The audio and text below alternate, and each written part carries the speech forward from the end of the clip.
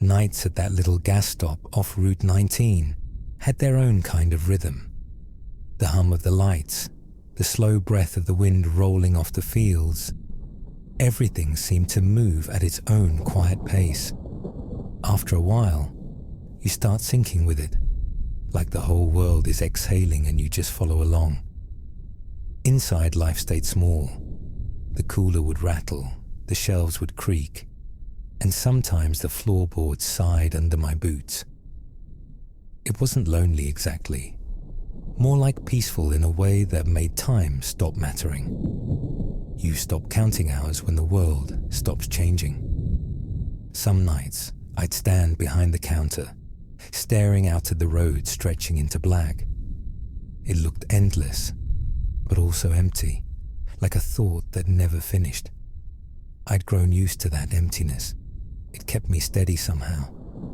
There was something honest about a place that didn't pretend to be more than it was. But that kind of stillness notices everything. And one night, it noticed her before I did. I remember thinking the air felt different, like someone had walked into the silence and left a heartbeat behind. She came from the dark like a slow thought forming, step by step, calm, careful, almost like she was asking permission from the night. That green sweater she wore looked handmade, thick and warm, like something that belonged to another time. Her boots carried the dry dirt of the fields, and when she stepped inside, the smell of earth followed her in. She never said much, just a nod, a faint smile, a quiet thank you when I poured her coffee. She always paid in cash, always exact change. Then she'd slip back out into the dark without a word wasted. There was nothing strange about her, no movie moment, no chill in the air. She was just steady, predictable in a way that made the night feel alive again. After a while, I could sense her coming before I saw her. The road seemed to lean toward the station when she was near. I didn't know what drew me to that small routine. Maybe it was the comfort of being known, even if just for a second. Her quiet felt familiar, like two people sharing the same kind of loneliness. It was never about her words. It was about the silence that followed her and how peaceful that silence felt. Before long, I started preparing for her without thinking about it. A cup ready on a napkin, the gum placed by the register. The smallest acts became part of my shift, like a conversation we never needed to start. If you'd asked me then, I'd have said it was habit. But there was something deep under it. Some nights the sound of her boots on the gravel gave me more comfort than the paycheck. That quiet connection, whatever it was, made the night softer, more human. She always looked the same, calm, grounded, eyes a little tired but kind. There was never any rush, never any awkwardness. She'd nod, I'd pour, she'd leave. Simple as that. But the simplicity had weight. You don't realize you're depending on a moment until it doesn't come. Her visit started to feel like proof that the world still had small kindness in it. Like we were both holding something fragile together, even if we didn't know what. Sometimes I still wonder what I was really waiting for, the person, or the feeling she brought with her. Then came the night that broke the rhythm. The sheriff stopped by, the way people do when they're avoiding sleep. He leaned against the counter, made small talk, and let the silence fill in the blanks. He mentioned the stretch of road, how the farms had been empty for years now. Said no one really walked these fields anymore. That stuck with me, because I'd seen her walk that road every few nights, steady as sunrise. And I realized then, I didn't actually know where she came from. While he talked, my eyes wandered toward the window, just by instinct. And there she was, green sweater, hands in her pockets, watching from the edge of the lot. When she saw him standing there beside me, She stopped, didn't run, didn't flinch, just stood there for a breath too long, then turned back toward the field. No sound, no hurry, just that slow fade into darkness until even the shape of her was gone. The sheriff caught the way I looked and asked, "Something out there?" And I said, "No, nothing." But I knew that wasn't true. Something in that moment felt wrong, not in a scary way, but in a way that left a mark, like I'd just let something pass that wasn't meant to. After that night, she didn't come back. The world went back to quiet, but it wasn't the same kind of quiet. It was heavier now, like it knew what was missing. I kept catching myself pouring coffee I didn't need, setting out gum like a habit with no purpose. I'd stare out the window, waiting without admitting that's what I was doing. Sometimes I thought I saw movement in the dark, but it was just the wind teasing old grass along the road. I told myself stories.